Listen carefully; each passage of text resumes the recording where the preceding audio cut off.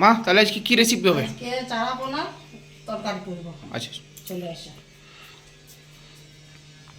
চারা পোনা নাকি? আচ্ছা, এই যে চারা পোনা মাছ, বাহ, এইটা দিয়ে আজকে বানাবো। আচ্ছা আচ্ছা, একদম রকা কি?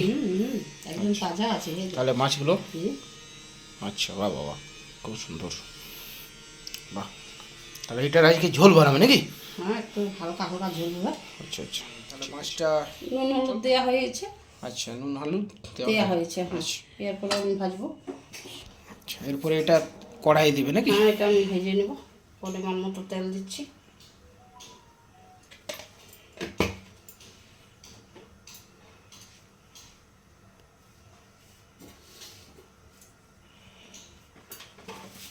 এরপরে কি দিচ্ছ? পাঁচফোড়ন, পাঁচ ফোড়ন দাও। মাছটা ভাজার জন্য। আচ্ছা, পাঁচ ফোড়ন দিয়ে একটু ইয়ে একটু করছো গরম নাকি? হোক তেলটা। তেল গরম হয়ে গেছে নাকি? হ্যাঁ, প্রায় গরম হয়ে গেলে আর একটু গরম হলো।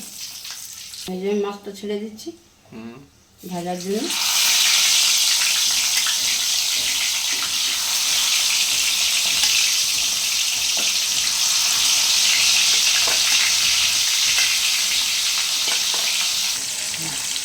তাহলে এটাতে চারটাই দিলে নাকি? হ্যাঁ, একটু কড়াইটা ছোটো আছে তো, সবগুলো ভেজে না ভেঙে যাবে, ওই জন্য আমি চারটা করে ভেজে নিই।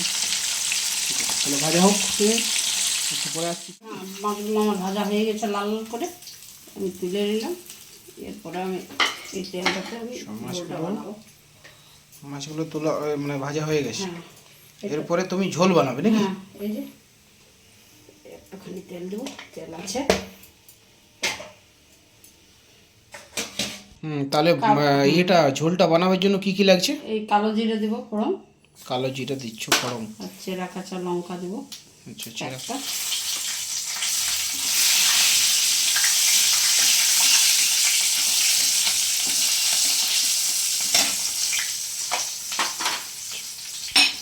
এবার কি এখানে দিচ্ছ? আদা, আদা লঙ্কা আর ইয়ে এটা সেই রসুন তোমার পেস্টটা, যে হ্যাঁ, হ্যাঁ। বানানো পেস্ট,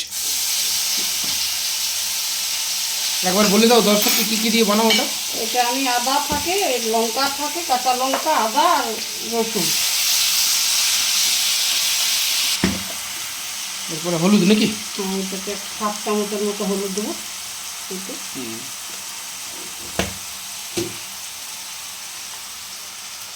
আমি এখানে একটা বড় টমেটো নিয়ে নিয়েছি পেস্ট করে, এক বাটি। এক বাটি নয়, যতটা পরিমাণ লাগবে, আমার একটা লেগেছে, আমি একটাই দিলাম।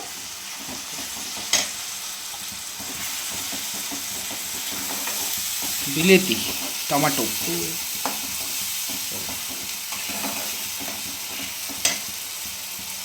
এটা কি আছে? এটা জিরে গুঁড়ো, জিরে গুঁড়ো। হ্যাঁ, 1 চামচের মতো। যার যত পরিমাণ লাগবে, আমার 1 চামচ লাগলো দিয়ে দিলাম। হ্যাঁ, কোয়ান্টিটি অনুযায়ী দিতে হবে। আর এটা আমার ওই ঘরের যেটা ভাজা মশলা। ভাজা মশলা, এটা কি দিয়ে বানাও? এটা ধনে থাকে, জিরে থাকে, আচ্ছা আর একটু ইয়ে থাকে, একটু শুকনো লঙ্কা দিয়ে একটা। আচ্ছা, ঠিক আছে, দিয়ে দাও। এটা কাশ্মীরি লঙ্কা 1 চামচ।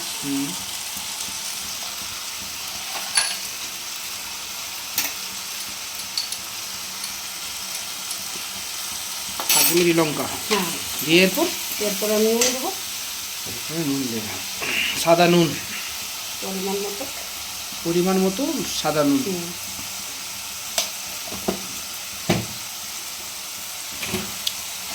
মশলাটা কষবো আমি। রান্না কি তুমি ছোটোর থেকে করো? ছোটো থেকে বলতে হ্যাঁ, শিখে গেছি। মানে আমার ছোট রান্না থেকে আমার রান্না খুব তুমি শখ। অ্যাকচুয়ালি শিখেছো কোথা থেকে? আমি শিখেছি ওই আগে টিভিতে দিত না ব্যঞ্জন বর্ণ, ওইটা থেকে অনেকটা শেখা। তারপর মায়ের থেকে, শাশুড়ি মার থেকে, শ্বশুর বাড়িতে যেয়ে, বাপের বাড়িতে অতটা শিখেছিলাম না, কিন্তু পরে পরে শিখেছি। মানে তোমার মাও খুব ভালো রান্না করে আমার নাকি? মাও খুব ভালো রান্না করেন, আমার শাশুড়ি মাও খুব ভালো রান্না করতেন। আচ্ছা আচ্ছা, আর একটা আমার খুব আগ্রহ ছিল রান্না, ওরা যখন বানাতো আমি খুব মন দিয়ে দেখতাম। আচ্ছা আচ্ছা। তোমার বাপের বাড়িতে তাহলে কে কে আছে এখন? আমার বাপের বাড়িতে বাবা আছেন, মা আছেন, ভাই, ভাইয়ের বউ, একটা ভাইজি, একটা ভাইপো। আচ্ছা, কোথায় তোমার মেয়ের বাপের বাড়ি? আমার বাপের বাড়ি গাড়িখানাতে। আচ্ছা।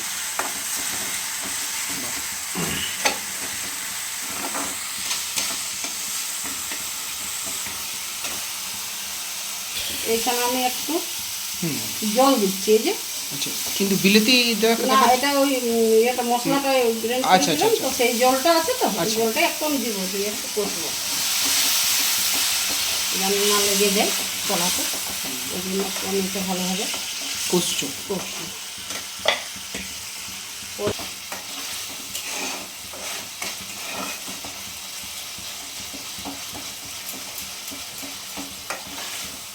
ভালো করে এটা ইয়ে করতে হবে, কষতে কষতে হবে। হবে। টমাটোটা দিলাম না, হুম। জলটা পুরোটা শুকনো হবে। সো একটু পরে এই মাছগুলো সব চলে যাবে এই ঝোলের মধ্যে। তো বন্ধুরা, আমরা যে ভিডিওগুলো বানাচ্ছি আপনাদের ভাল লাগছে তো? একটু কমেন্টে জানাবেন। হ্যাঁ, বাড়িতে একবার করে বানিয়ে অবশ্যই খাবেন। হুম। এটা আমি খুব আশা করি যেন ভালোই লাগবে। না না, তুমি বানাচ্ছ অবশ্যই। বাড়িতে একবার না খেলে কি করে বুঝবে ঠিক হচ্ছে কি নাই। সে তো বটে। কষানো হচ্ছে। মা একটু ঢেকে দিল নাকি? একদম ঢাকনা দিয়ে দিই, কষবো। দিয়ে দাও ঢাকনাটা। চলুন একটু পরে ফিরে আসছি ভিডিও। বন্ধুরা, এটা আমার হয়ে গেছে মশলাটা কষানো। এরপরে আমি জল দেবো। এটাতে জল দেবে? হ্যাঁ, যতটা পরিমাণ যা আমাদের একটু দু বাটির মতো মানে লাগবে। যে যেমন ঝোল খাবে হ্যাঁ, সেই অনুপাতে হ্যাঁ, হ্যাঁ। তোমাকে জলটা দিতে হবে। দিতে হবে, হ্যাঁ, পরিমাণ মতো। আমার 2 বাটি লাগছে, আমি 2 বাটিই দেবো। অ্যাকচুয়ালি যতগুলো বাড়িতে লোক খাবে সেই অনুপাতে আপনাদেরকে কিন্তু এই ঝোলটা করতে হবে পরিমাণ মতো। যার যেমন পছন্দ ঝোল, কেউ অনেকে একটু বেশি খায়, অনেকে মাখো মাখো খায় গায়ে গায়ে। মানে এটা পুরোপুরি নিজেদের উপর মানে ইয়ে করে ডিপেন্ড করে। এরপর আমি একটু ঢাকনাটা দিয়ে দিচ্ছি। আচ্ছা,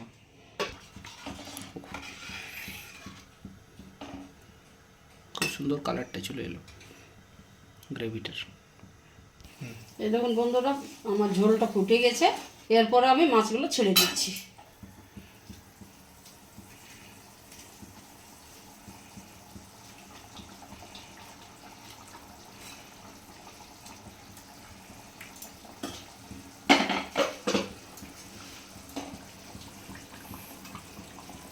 এক্সট্রা ওখানে যেটা রাখলে সেটা ভাজা নাকি? হ্যাঁ, ওটা ভাজা। আমার একটা ছেলে আছে, ছোট ছেলে, ও ভাজা ছাড়া খাই না। কতগুলো আছে দেখি? ও 3টে রেখে দিয়েছি। 3 পিস খাবে নাকি? হুম।